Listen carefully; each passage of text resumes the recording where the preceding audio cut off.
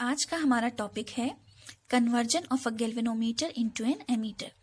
इससे पहले हमने यह पढ़ा कि मूविंग कॉइल गैल्वेनोमीटर क्या है, इसकी क्या कार्यविधि है व इसकी क्या संरचना है। आज हमें गैल्वेनोमीटर को किस प्रकार एमीटर में परिवर्तित कर सकते हैं, यह टॉपिक समझना है। एक ऑर्डिनरी गैल्वेनोमीटर को एज सच उसी प्रारूप में एमीटर के रूप में किसी सर्किट से धारा को मेजर करने के लिए नहीं किया जा सकता है, क्योंकि गैल्वेनोमीटर एक बहुत ही सेंसिटिव डिवाइस है। यह फ्यू माइक्रो एम्पियर करंट के लिए ही फुल डिफ्लेक्शन शो करता है।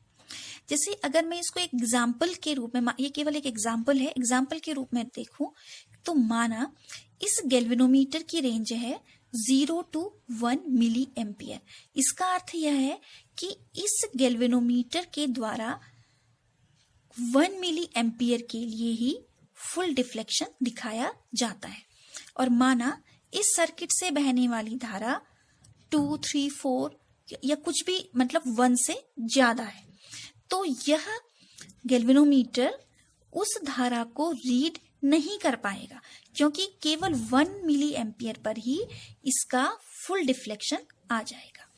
सेकेंड है, इसका प्रतिरोध अधिक होता है और हम जानते हैं कि जब हम इसे धारा को मेजर करने के लिए उपयोग करते हैं तो इसे सर्किट से श्रेणी क्रम में जोड़ दिया जाता है, और श्रेणी क्रम में जोड़ने के कारण जो टोटल रेजिस्टेंस है सर्किट का वह पहले से बढ़ जाता है, तो इसकी वजह से धारा के मान में परिवर्तन आ जाता है।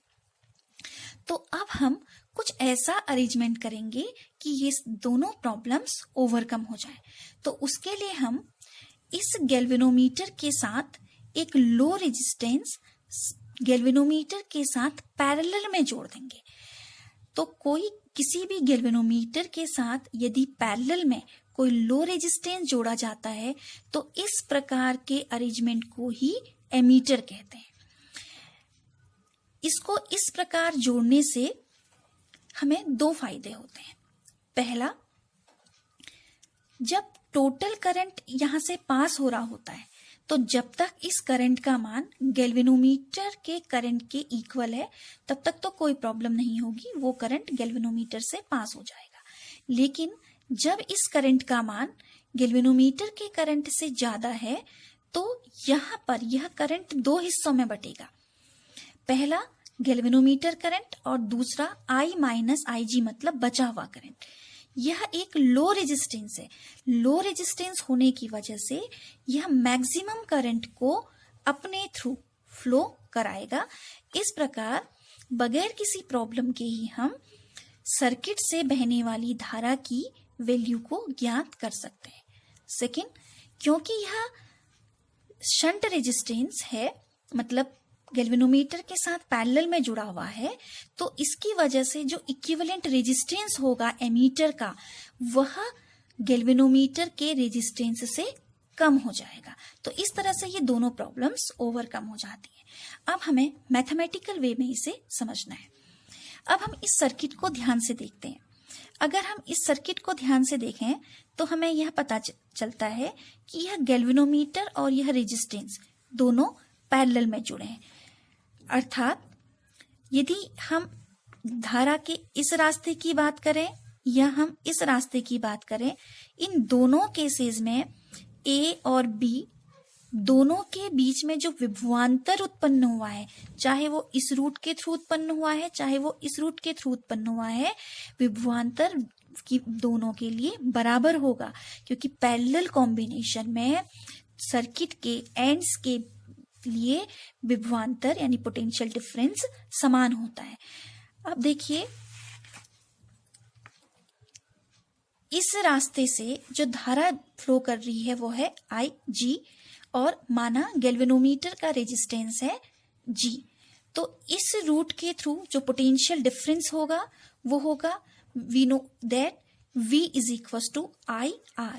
तो इस रूट के लिए धारा है IG और रेजिस्टेंस है कैपिटल G। तो इस रूट के लिए पोटेंशियल डिफरेंस का मान होगा I का मान है IG इंटू प्रतिरोध का मान है G। तो ये हो गया एक रूट।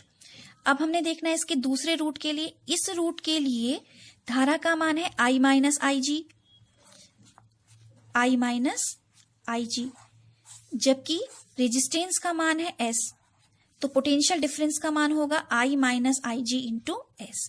अब हमने पहले ही समझ लिया है कि चाहे हम इस रूट को फॉलो करें या इस रूट को फॉलो करें, पोटेंशियल डिफरेंस दोनों रूट के लिए समान होगा। तो हम इन दोनों को इक्विवेलेंट पुट कर देते हैं। I minus IG into S is equal to IG into G।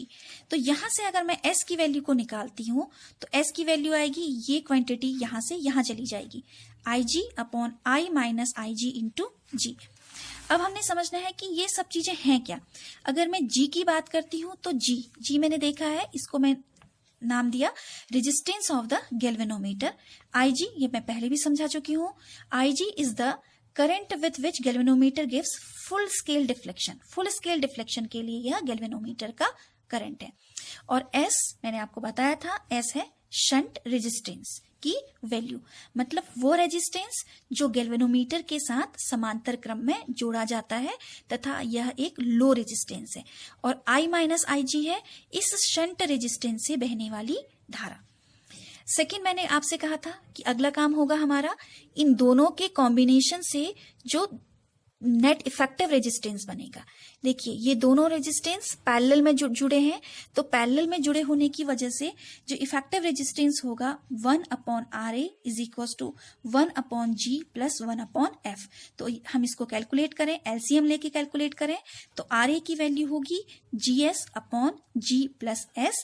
क्योंकि यह पैरेलल की वजह से आया है तो इसकी जो वैल्यू आएगी इक्विवेलेंट वैल्यू, वह शंट रेजिस्टेंस की वैल्यू से लो होगी। तो इस प्रकार हम आसानी से एक गैल्वेनोमीटर को एमीटर में कन्वर्ट कर सकते हैं।